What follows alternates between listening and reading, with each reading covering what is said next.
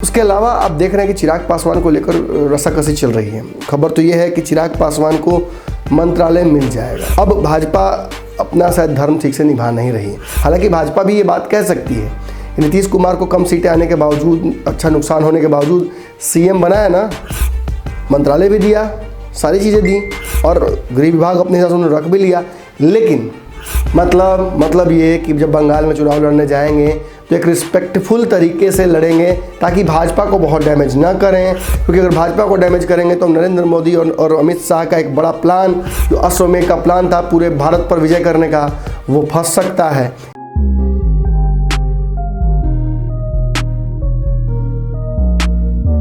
नमस्कार महोदय, आप पंचनामा देख रहे हैं भारत लाइव पर और मेरा नाम नमन मिश्रा है। जो रिंच होता है, नट खोलने के लिए उपयोग किया जाता है। अगर 5 नंबर का रिंच से अगर 16 नंबर का अगर खोलिएगा नट बोल्ट तो खुलेगा थोड़ी है, नहीं खुलता है। यही सत्य है, यही इस सत्य को समझना पड़ता है। और अक्सर लोगों का जीवन बीत जाता है, वो 5 इंच वाला जो होता है सलाई रिंच, उसको लेके 16 वाला खोलते रहता है लोग, तो नहीं खुलता है। और लोग कहते हैं कि किस्मत ख़राब है, लोग कहते हैं कि समीकरण गड़बड़ है। आपकी स्ट्रेटजी गलत है और कुछ नहीं। अब देखें कितना बढ़िया स्ट्रेटजी आज नीतीश कुमार जी ने खोज लिया है। आज नहीं, मतलब कुछ दिनों पहले खोजा है, लेकिन आज उसका असर दिखना शुरू हो गया है। नीतीश कुमार जी के लिए नैरेटिव इस बार भाजपा ने लिखा था। उस नैरेटिव पर नीतीश कुमार काम करना शुरू कर दिए, ये जानते हुए कि ये जो स्क्रिप्ट है वो भाजपा ने लिखी है और भाजपा के स्क्रिप्ट में नीतीश कुमार हीरो नहीं ना होंगे, भाजपा ही हीरो होगी ना। धीरे धीरे नीतीश कुमार को अलग अलग कई मुद्दों पर घेरा गया। सबसे पहले अपराध के मुद्दे पर गृह मंत्रालय उनके पास है, फिर तो अंत में बोल भी दिया गया कि गृह मंत्रालय छोड़ देना चाहिए, उनको भाजपा का दे देना चाहिए। फिर उनके मंत्री की विकेट गिरी, मेवालाल जी का सेवा समाप्त किया गया। उसके अलावा आप देख रहे हैं कि चिराग पासवान को लेकर रस्साकसी चल रही है। खबर तो ये है कि चिराग पासवान को मंत्रालय मिल जाएगा, लेकिन भाजपा का एक बड़ा हिस्सा है और अब सुशील मोदी भी राष्ट्रीय राजनीति में एंट्री हो गई है, तो वो भी नहीं चाहेंगे कि ऐसा कुछ हो जिससे नीतीश कुमार को डैमेज किया जाए और बिहार उनके हाथ से निकले। लेकिन इसके अलावा भी कई मुद्दे हैं। किसान आंदोलन को लेकर जिस तरह से नीतीश कुमार का स्टैंड अलग है और किसी तरह ने स्पष्ट कर दिया कि सरकार से गलती हुई, ये भी भाजपा को अच्छा नहीं लगा। उसके बाद लव जिहाद पर स्पष्ट कर दिया गया। आज ही जय कुमार सिंह ने हमसे बात करते हुए स्पष्ट की कहा है कि अगर भाजपा ऐसा दबाव डालेगी तो हम अलग हो जाएंगे। उन्होंने ये भी कह दिया है कि अगर इस तरह के अरेंजमेंट के साथ आगे बढ़ेंगी भाजपा तो हम सरकार गिरा देंगे। जबकि वो खुद भी चुनाव हारे हैं, उसके पीछे भी उनका कहना है कि भाजपा और चिराग पासवान करके नाम कर लेना, भाजपा का ही यहाँ तो सीधे के तौर पर कह रहे हैं। इसके अलावा भी कई मुद्दे हैं। अरुणाचल प्रदेश में जिस तरह से नीतीश कुमार को धोखा दिया गया है, तथाकथित धोखा, क्योंकि कोई संवैधानिक कोई नियम कानून तोड़ा नहीं गया है, ना ही गठबंधन वहाँ पे उनका है, खुद ही नीतीश के लोग बोलते हैं। लेकिन उस धोखे का जो फलसफा है वो ऐसा है कि 2 दिन तक मंथन करने के बाद नीतीश कुमार ने स्पष्ट कर दिया कि उनको अब सीएम बने रहने की कोई इच्छा नहीं है। कोई भी सीएम बन जाए उन्हें दिक्कत नहीं है, भाजपा जिसे चाहे बना दे, उनको कोई ऐतराज़ नहीं है। यानी सरकार वो चलाएंगे, लेकिन भाजपा को लेकर मन में उनके कसक है कि जब उनके पास सब कुछ था तो उन्होंने भाजपा को सत्ता में वापसी कराई, वो भी बैकडोर से। अब भाजपा अपना शायद धर्म ठीक से निभा नहीं रही है। हालांकि भाजपा भी ये बात कह सकती है कि नीतीश कुमार को कम सीटें आने के बावजूद, अच्छा नुकसान होने के बावजूद सीएम बनाया ना, मंत्रालय भी दिया, सारी चीज़ें दी और गृह विभाग अपने हिसाब से उन्होंने रख भी लिया। लेकिन भाजपा की एक स्ट्रेटजी है, जो नैरेटिव मैं बार बार कह रहा हूँ, वो भाजपा ने खुद अपने हिसाब से लिखा है और उस नैरेटिव में नीतीश कुमार के लिए लगातार दुख और दर्द और वनवास ही है। लेकिन नीतीश कुमार ने इन सारी चीज़ों को एक झटके में बदल दिया। एक बड़ी कुर्बानी की। कहा जाता है कि अगर आप कुर्बानी करते हैं तो उसका कहीं ना कहीं पॉजिटिव फ़ायदा आपको मिलता है। इस्लाम में भी लिखा हुआ है। नीतीश कुमार ने एक कुर्बानी की, राष्ट्रीय अध्यक्ष के तौर पर अपने पद को जदयू से छोड़ दिया और आरसीपी सिंह को कमान दे दी। आरसीपी सिंह अब फुल एक्शन में हैं। यहाँ तक कि कृष्णनंदन वर्मा जैसे दिग्गज नेता जो हार गए चुनाव, शिक्षा मंत्री पूर्व, वो भी लाइन में लग के उनसे मिल रहे हैं। वहीं हमने आपको खबर दी थी जो कि अब बिहार के सभी चैनलों पर चल रही है, तो आपको कायदे से हमें बधाई देनी चाहिए, धन्यवाद देना चाहिए। क्योंकि जब हमने आपको खबर दी थी तब कुछ लोगों ने, बहुत सारे लोगों ने तो कहा था कि नहीं बिल्कुल आपकी खोजी पत्रकारिता हमें पसंद है, लेकिन कुछ लोगों ने कहा था कि आप लोग फेक न्यूज़ देते हैं। तो भाई बहुत मेहनत करते हैं, बहुत रिस्क लेते हैं, खबरें अंदर से खोज के लाते हैं। आज ही मैंने कह दिया मुकेश सहनी की पार्टी में एक बड़ी टूट होने वाली है, तो ऐसे ही थोड़ी मैंने हवा में कह दिया। मैंने जिन लोगों का नाम लिया, मैंने जो अलग अलग तर्क दिए और जो मैंने नहीं बताया पर आपको समझाया कि किससे किससे मेरी बात होती है, किस किस ने मुझे क्या क्या कहा है, ये एक म्यूचुअल अग्रीमेंट है दो लोगों के बीच में। मैं उनका नाम साझा नहीं कर सकता हूँ, इसलिए कुछ वक्त तक हम खबरें नहीं सत्यापित कर पाते हैं, लेकिन खबर होती है वो, इसीलिए कोशिश करते हैं कि उसका विश्लेषण करके आपको दिखाएं। ये वक्त से पहले होता है। इसी तरह से मैं विषयहीन नहीं हूँगा। आपको हमने दिखाया था कि अनिल शर्मा जो कि भाजपा के कद्दावर नेता हुआ करते थे, बागी हो गए थे, टिकट कट गया था तो, और विक्रम क्षेत्र से बागी लड़े थे चुनाव और भाजपा को वहाँ से हरवा दिया उन्होंने। खबर ये थी कि उनकी वापसी होने वाली थी घर में, यानी भाजपा में वापसी होने वाली थी, क्योंकि उन्होंने जदयू का कोई विकेट नहीं गिराया था या जदयू को चुनाव नहीं हरवाया था, वो घर की बात थी। लेकिन ऐन मौके पर आरसीपी सिंह के हाथ में कमान आते ही वो आरसीपी सिंह से मिलने ही नहीं जाते हैं, बल्कि कंफर्म हो गया कि वो जदयू की तरफ से अब हो जाएंगे। यानी बिहार में जो फ्लोचार्ट होगा, जवाब तो देना पड़ेगा नीतीश कुमार को अरुणाचल प्रदेश का, आप कहीं भी दें।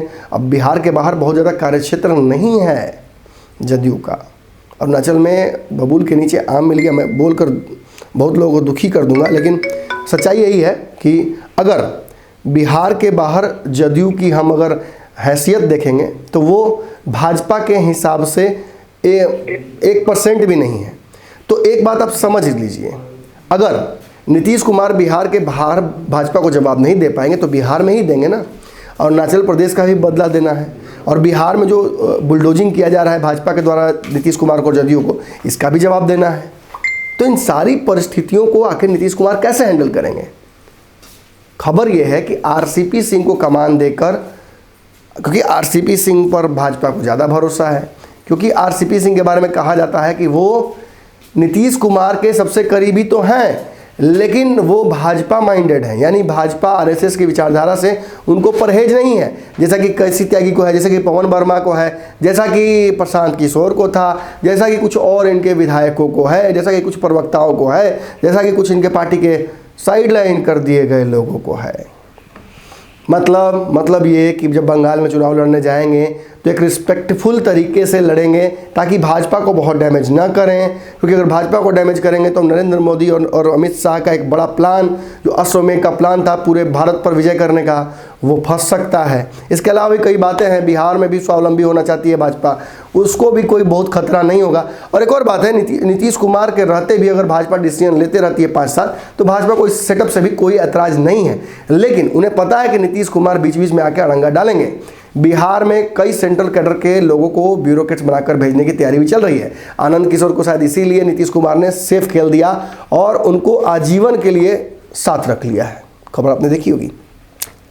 ये जो कश्मकश है ना, ये मैं समझ पाता हूँ। ये जो ताकत के लिए, सत्ता के लिए जो ट्यूशल होता है भाइयों में, घरों में, गठबंधनों में, वो मैं समझता हूँ, और इसलिए मैंने ये आपको खबर बताई।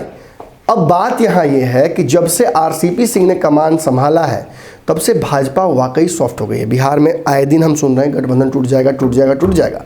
हम भी कह रहे हैं, यहाँ तक कि सभी जदयू के जो नेता हैं, जो दबी जुबान में अपनी बात नहीं कह पा रहे हैं, 8 को तो हार ही गए हैं मंत्री चुनाव, इन सभी ने लगभग खुलेआम विद्रोह कर दिया है और ये बात कही है कि चिराग पासवान को तो सज़ा मिलनी ही चाहिए। और अगर भाजपा इस तरह से नीतीश कुमार पर दबाव बनाए रखेगी तो हम कायदे से अलग हो जाएंगे, ठीक है।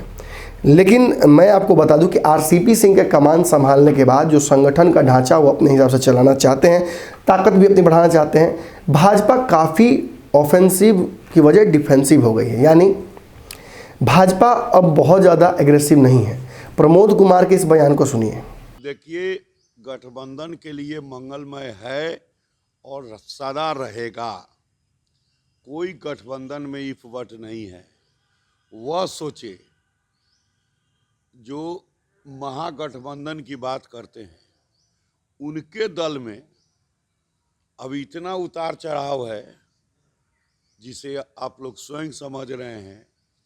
कब कितना टूटेगा इसका कोई गारंटी नहीं है। ऐसे ही कई बयान हमारे पास हैं। हालांकि भाजपा के नेताओं का एक बड़ा हिस्सा आज भी जो हमसे संपर्क में है, जो बातचीत करता है, जो हमारे सूत्रों में से भी कुछ है, वो ये बात स्पष्ट कह रहे हैं कि बिहार की सरकार चलने वाली नहीं है, लेकिन बंगाल चुनाव तक ही सही इसे चलाने की जिम्मेवारी आरसीपी सिंह के हाथ में आ गई है। और आरसीपी सिंह के कमान संभालते ही भाजपा काफ़ी सॉफ्ट हो गई है।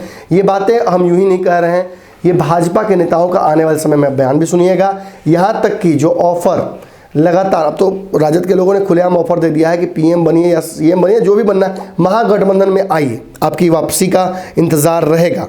तो इस बात पर मैं ये कहना चाहूँगा कि नीतीश कुमार ने आरसीपी सिंह के मार्फत से ही भले, लेकिन एक मैसेज तो दे दिया है।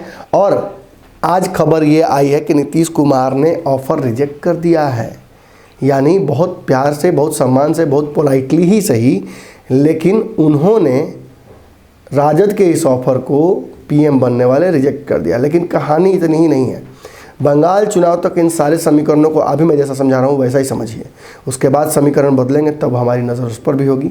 और एक बात बता दूँ आपको कि आज तो एक बड़ा खुलासा मैंने कर दिया कि मुकेश सहनी जी की पार्टी टूटेगी, तय है, पार्टी तो टूटना है, लोगों को हटना है। दिग्गज नेता ऊपर के टॉप की 4 कुर्सियाँ हिला दीजिए, 4 वो ओपनर अगर एक बार में जो ऊपर का विकेट होता है गिर जाए तो पार्टी को झटका नहीं लगेगा क्या? लगेगा। मुकेश सहनी जी होश में रहा कीजिए, देखा कीजिए आसपास। आप जब सत्ता के मध्य में रहते हैं तो आपके पीछे आप ही के लोग आपको काटने पीटने में लगे रहते हैं। और एक और बात मैं बोल के जा रहा हूँ कि एक बड़ा खुलासा मैं कल से परसों के बीच में करने जा रहा हूँ। मेरे पास पुख्ता सबूत आ गए हैं, मेरे पास रिकॉर्डिंग्स आ गई हैं। एक बड़ा भूचाल बिहार की राजनीति में मैं लेकर आऊँगा, और उसके लिए आपको करना क्या होगा, एक यूपीआई नंबर दिया हुआ है जिससे हमारे टीम का मनोबल बढ़ता है। अगर आप उस पर कोई भी आर्थिक राशि भेजिएगा हमें अच्छा लगेगा, लेकिन मनोबल इससे नहीं बढ़ता है, मनोबल बढ़ता है ज़्यादा शेयर और वीडियो को लाइक करने से। खूब शेयर कीजिए, खूब एंजॉय कीजिए। नया साल आ रहा है, उम्मीद करता हूँ आप लोग जो नशा है उससे दूर रहेंगे, क्योंकि किसी तरह का नशा, चाहे पैसे का हो या शराब का हो, वो बहुत बहुत बहुत ज़्यादा जीवन पर भारी पड़ जाता है। आप सभी का आने वाला साल मंगलमय हो, इस कामना के साथ आपको आज छोड़ जाता हूँ। अगले पंचनामा का इंतजार जरूर कीजिएगा, क्योंकि धमाका कभी भी हो सकता है, आपको बोल के नहीं करेंगे। बिहार के राजनीति और बिहारियत से सरोकार रखेनी तो सब्सक्राइब बटन दबा के चैनल के सब्सक्राइब कर ली। ओजे एगो घंटी बा, ओकरा बटन दबा देला से कुल सटीक और मारक खबर रुआ मुफ्त में मिल जाई। अगर रुआ पत्रकारिता के हमनी के नया प्रयोग में सहयोग कर चाहतानी तो ज्वाइन बटन दबा दी। पेटीएम नंबर नोट कर ली 9386816700। धन्यवाद।